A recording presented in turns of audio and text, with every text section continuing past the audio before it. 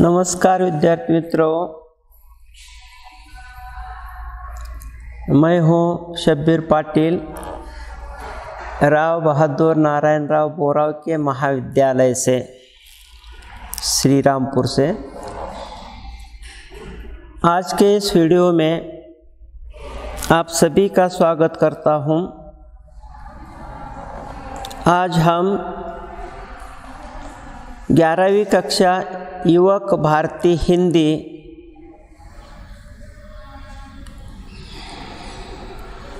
में सम्मिलित व्यवहारिक हिंदी के अंतर्गत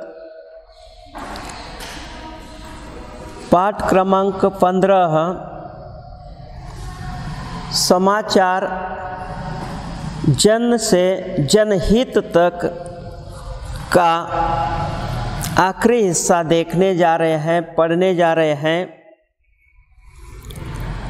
इससे पहले इस पाठ पर हमारे 2 वीडियो हो चुके हैं, जिसमें रेडियो, समाचार, दूरदर्शन आदि भागों पर हमने चर्चा की है। समाचार पत्र, रेडियो, टेलीविज़न में समाचार प्राप्त करने के जो अनेक साधन होते हैं, उन साधनों की भी चर्चा हमने की है। ऐसे विज्ञापन या सूचना देने वाले समाचारों के कुछ मुख्य स्रोत दिखाए गए हैं, जिसमें से पहला स्रोत है प्रेस विज्ञप्ति। विज्ञप्ति मतलब जानकारी देना।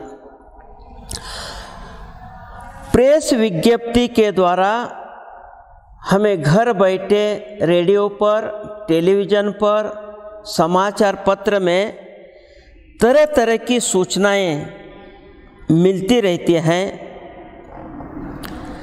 ऐसी प्रेस विज्ञप्तियां सरकार के द्वारा भी चलाई जाती हैं, जिसके द्वारा केंद्र सरकार की खबरें सूचना कार्यालय द्वारा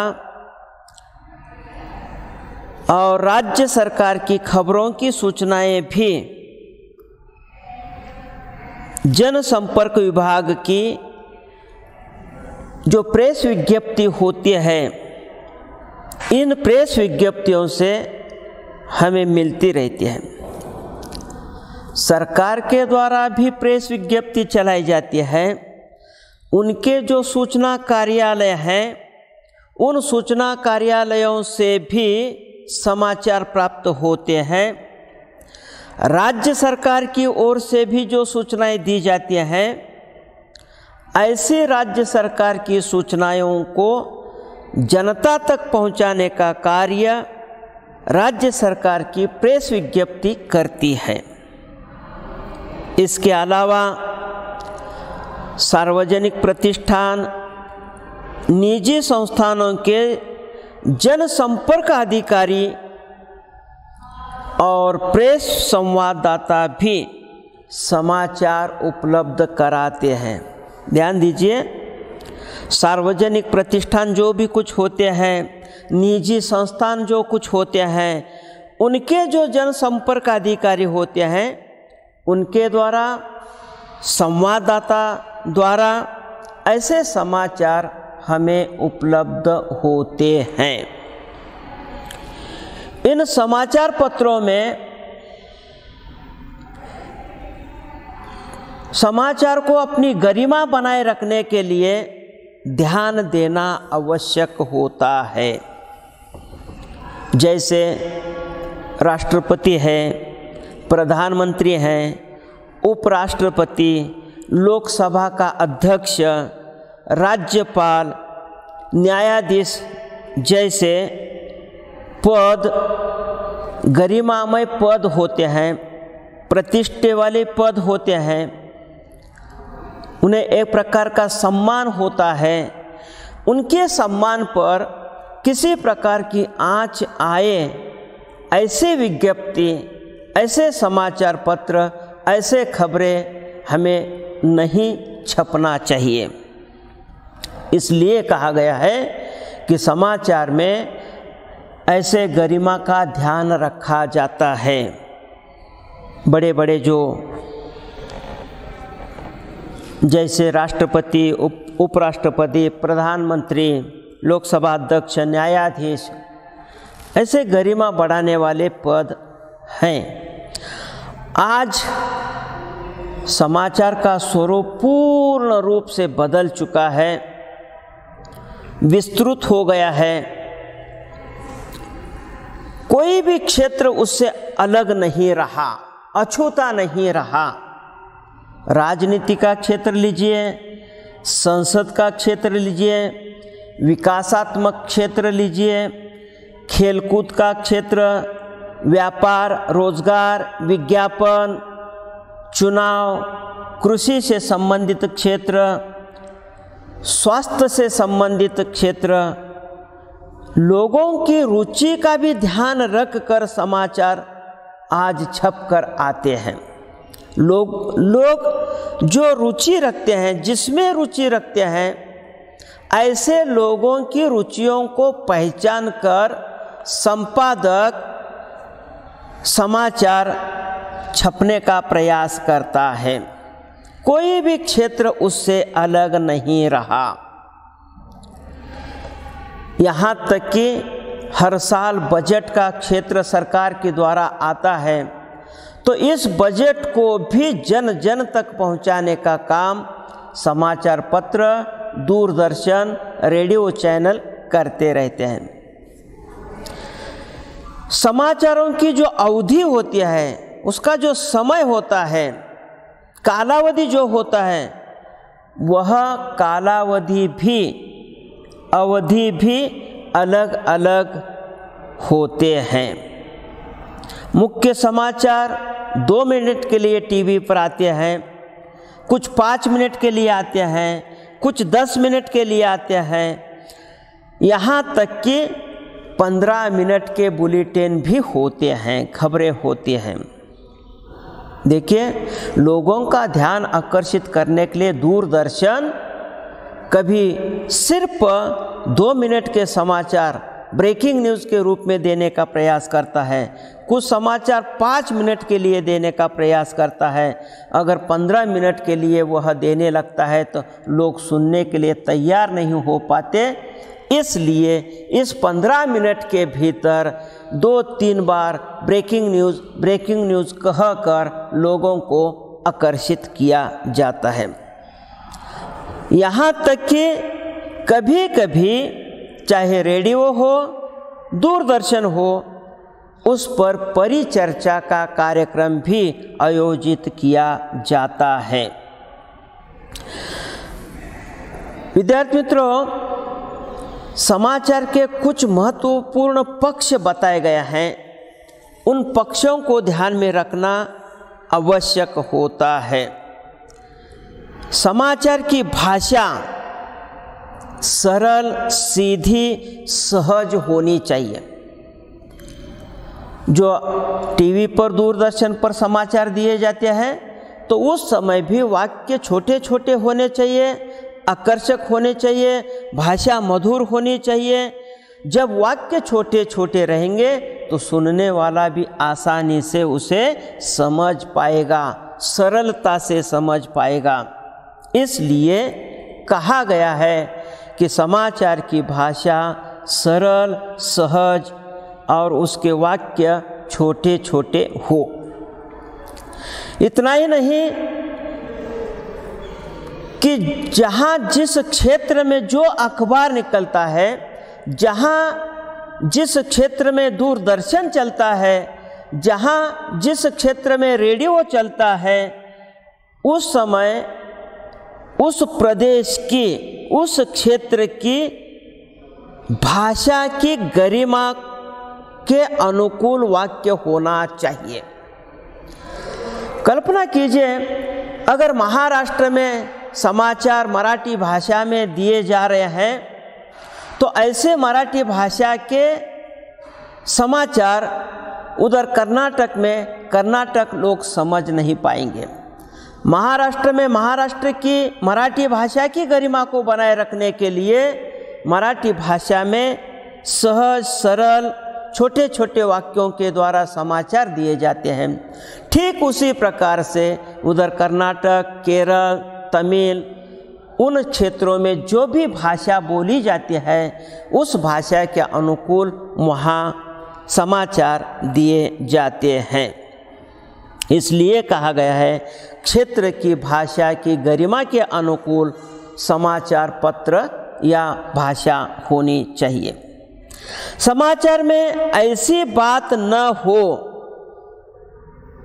यह महत्वपूर्ण ढांचा है। समाचार किसी भी धर्म, जाति, वर्ग की भावनाओं को ठेस न पहुंचाए। जो खबरें दी जाती हैं, जो समाचार पत्र छप कर आते हैं, जिस रेडियो पर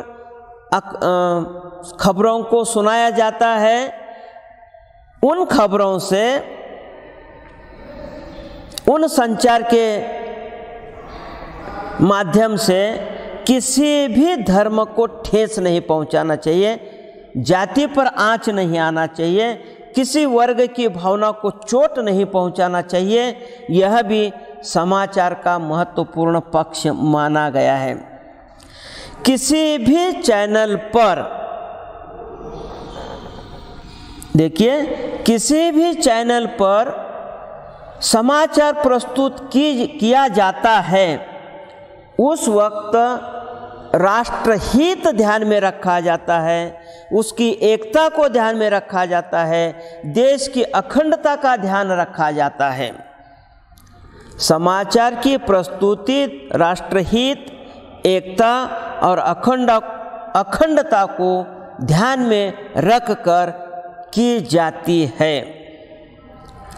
इस प्रकार से इस क्षेत्र में आप भी रोजगार प्राप्त कर सकते हैं। रोजगार की संभावनाएं इन क्षेत्रों में भी आप प्राप्त कर सकते हैं। उसके लिए हमें भाषा का पूरा ज्ञान, अन्य भाषा का भी थोड़ा बहुत ज्ञान होना आवश्यक है।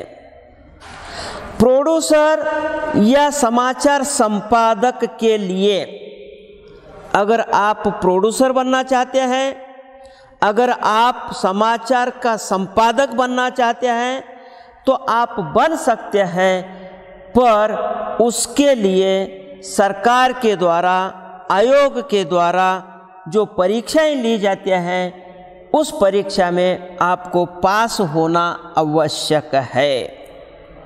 जैसे महाराष्ट्र सरकार के महामंडल के द्वारा एमपीएससी की परीक्षा रखी जाती है, उधर यूजीसी के माध्यम से यूपीएससी की परीक्षा रखी जाती है। इन परीक्षाओं में पास होना आवश्यक है, तभी आपको ऐसे प्रोड्यूसर, संपादक का पद मिल सकता है।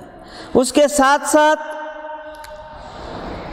उनके कुछ अधीन काम करने वाले कर्मचारी होते हैं, जैसे कैमरामैन है, वीडियो संपादक है, ग्राफिक्स बनाने वाला आर्टिस्ट होता है। उसके लिए भी आपको उसमें दी जाने वाली डिग्री या डिप्लोमा लेकर परीक्षा पास करना आवश्यक है।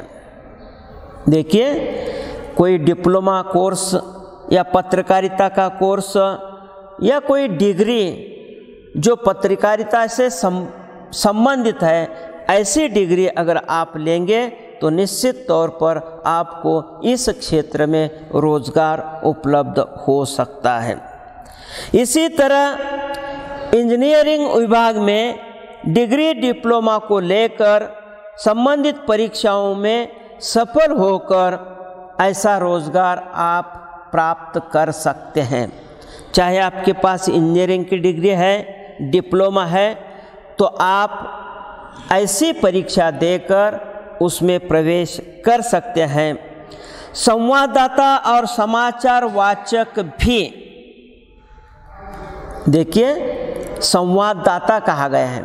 मतलब जो वार्ताहर होता है, जो संवाद साधने वाला होता है, जो कम्युनिकेशन करने वाला व्यक्ति होता है, वह उसकी आवाज़, उसकी टोनिंग जो भी कुछ होती है, या समाचार वाचक टेलीविज़न पर आता है या रेडियो पर समाचार वाचन करने लगता है, तो उसकी आवाज़ में, उसके स्वर में मधुरता होनी चाहिए। उसके लिए भी आपको अपने आवाज़ की परीक्षा देना पड़ती है। आप बहुत होनहार हैं, होशियार हैं, आप एमपीएससी यूपीएससी की परीक्षा पास कर चुके हैं, अगर आपकी आवाज़ ठीक नहीं है तो आपकी आवाज़ को अगर कोई सुनेगा नहीं तो आपका उस वक्त सिलेक्शन भी नहीं हो सकता, क्योंकि लोगों को आकर्षित करने के लिए आवाज़ का, स्वर का, ध्वनि का बड़ा महत्वपूर्ण स्थान होता है। तो ऐसी परीक्षा में आपको निपुण होना होगा, तभी आप वहाँ पर पहुँच सकते हैं। दूरदर्शन में जितना महत्व पर्दे पर आने वाले लोगों का होता है, जो दूरदर्शन होता है, उस दूरदर्शन के पर्दे पर आने वाले जो लोग होते हैं, उनका महत्व सबसे बढ़कर होता है, उतना ही महत्व पर्दे के पीछे काम करने वाले लोगों का भी होता है। समाचार वाचक दूरदर्शन पर आकर सिर्फ जो लिखा हुआ होता है उसे पढ़ने का काम करता है। वास्तव में उसका व्यक्तिमत्व, उसकी आवाज़, इसका बहुत ध्यान रखा जाता है। उसकी वेशभूषा का ध्यान रखा जाता है, केशभूषा का ध्यान रखा जाता है, ताकि सामने वाला खबरें सुनने के साथ साथ आपके व्यक्तिमत्व से भी प्रभावित हो जाता है। जिस प्रकार से समाचार वाचक का व्यक्तिमत्व महत्वपूर्ण होता है, उसी प्रकार से ऐसे खबरें इकट्ठा करने वाले जो इस पर्दे के पीछे काम करते हैं, ऐसे काम करने वाले लोगों का भी बड़ा महत्वपूर्ण योगदान होता है। इस क्षेत्र में अपनी योग्यता, अपनी क्षमता, प्रतिभा के अनुकूल आपको रोजगार प्राप्त हो सकता है। पाठ रखा है व्यवहारिक हिंदी के अंतर्गत। व्यवहारिक हिंदी का अर्थ ही है कि व्यवहार में अगर आपको अच्छी तरह से जीवन जीना है, नौकरियां प्राप्त करना है, रोजगार प्राप्त करना है, तो आपके पास कौन सी योग्यता, कौन सी क्षमता, किस प्रकार की प्रतिभा होनी चाहिए, तभी आप यहाँ रोजगार प्राप्त कर सकते हैं। वस्तुतः रेडियो, समाचार पत्र, टीवी पत्रकारिता का एक मिशन होता है। पत्रकारिता की यह एक क्रांति है, पत्रकारिता का यह एक उत्तरदायित्व है, पत्रकारिता के प्रति एक कर्तव्य निष्ठा है।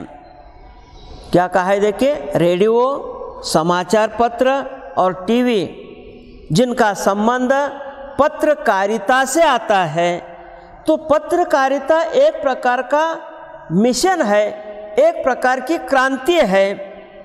वह जनता के प्रति जो उत्तरदायित्व होता है, उस उत्तरदायित्वता को अच्छी तरह से समझता है, अपनी कर्तव्य निष्ठा को समझता है, देश के प्रति जागरूकता और सामाजिक दायरे में जनहित का बड़ा महत्वपूर्ण स्थान होता है।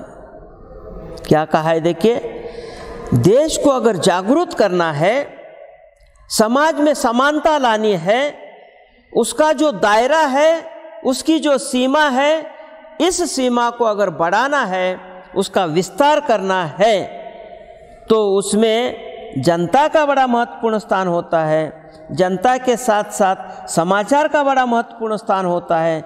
संचार के क्षेत्र का बड़ा महत्वपूर्ण स्थान होता है। तो पत्रकार उसकी एक छोटी सी किरण होता है। वह किरण हर जनता के पास पहुंचता है, एक एक खबरें इकट्ठा करता है और फिर वह अपने संपादक के पास पहुंचाने का काम करता है। तो यहाँ पर भी आप पत्रकारिता का क्षेत्र अगर पाना चाहते हैं तो आप पा सकते हैं, रोजगार में सफलता, रोजगार प्राप्त कर सकते हैं। देश को आप निश्चित तौर पर गौरवान्वित कर सकते हैं। सफलता, राष्ट्रीय एकता, अखंडता, सद्भाव, भाईचारा इस समाचार पत्र से हमें देखने के लिए मिलता है। कहा गया है विद्यार्थी मित्रों, लोकतंत्र में पत्रकारिता की भूमिका बड़ी महत्वपूर्ण होती है। पत्रकारिता में, लोकतंत्र में पत्रकारिता की महत्वपूर्ण भूमिका होती है। पत्रकारिता को लोकतंत्र का चौथा स्तंभ माना गया है। पत्रकारिता को लोकतंत्र का एक चौथा स्तंभ माना गया है। तो इस प्रकार से प्रस्तुत पाठ में लेखक अमरनाथ अमर जी ने समाचार जन से जनहित तक व्यवहारिक प्रयोग करने का प्रयास यहाँ पर किया है। विद्यार्थी मित्रों, मैं समझता हूँ कि आज का यह पाठ यहीं पर समाप्त हो गया है। इस पर जो प्रश्न पूछे जाते हैं स्वाध्याय के रूप में जो दिए गए हैं वह अच्छी तरह से समझ लीजिए। निश्चित तौर पर मैं जानता हूँ कि आपके यह समझ में आया होगा और यहीं पर हम रुकने का प्रयास करते हैं। धन्यवाद।